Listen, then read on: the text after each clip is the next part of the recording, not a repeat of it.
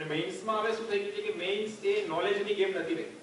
કારણ કે તમે વિચારો, તમે બહુ પુષ્કળ વાંચ કરો છો બરાબર, પણ તમારી રિપ્રેઝન્ટેશન સ્ટાઇલ યોગ્ય નથી અથવા તમારો લોજિકલ પાવર યોગ્ય નથી, તો જ્યારે પેપર ચેકર તમારું પેપર એક ક્વેશ્ચનના સંદર્ભમાં તપાસે છે તો એની પહેલા 100 ક્વેશ્ચન 100 પેપર એને એ જ ક્વેશ્ચન માટે તપાસી લીધા, તો તમે એને શું બીજો નવો આઈડિયા આપશો?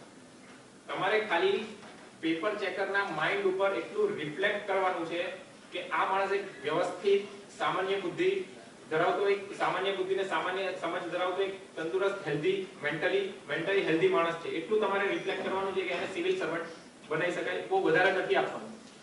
એટલે કારણ કે આમાં શું થાય કે અમુક વખત ઘણા લોકો એટલું બધું વાંચે છે કે પછી પેપર ચેક કરવા વાળાને તકલીફ પડી જાય, એને સમજતા તકલીફ પડે, પછી એ બહુ વધારે એમાં પછી ટાઈમ ના આપે, જે એવરેજ માર્ક છે એવરેજ માર્ક મૂકી દે.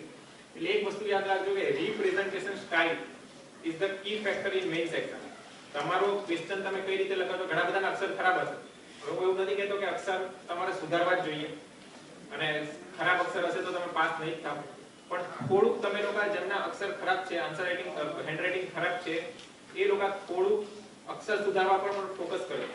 કારણ કે હવે જે મેઇન્સની એક્ઝામમાં હવે જે રમત થઈ ગઈ છે એ રમત એ જ છે કે તમે પેપર ચેકરને કેટલા ઇમ્પ્રેસ કરી શકો છો.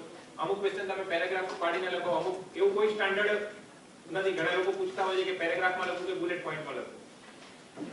આખું ક્વેશ્ચન પેરેગ્રાફમાં લખો, એના કરતા અમુક ક્વેશ્ચનમાં પેરેગ્રાફ લખો. ક્યાંક લાગતું હોય કે બુલેટ પોઈન્ટ્સ રાખવાના છે તો બુલેટ પોઈન્ટ્સ રાખો, ક્યાંક એક બે ફિગર નાખી દો, ડાયાગ્રામ નાખી દો. શું થાય કે તમારું પેપર ચેકર ચેક કરે જ્યારે તમારું પેપર ત્યારે એકદમ વાઇબ્રન્ટ અને ડાયનેમિક પેપર લાગવું જોઈએ. અને જે અલ્ટિમેટલી ફોકસ કરવાનો છે એ ફોકસ તમારે મેઇન્સની એક્ઝામ પર જ કરવાનો છે.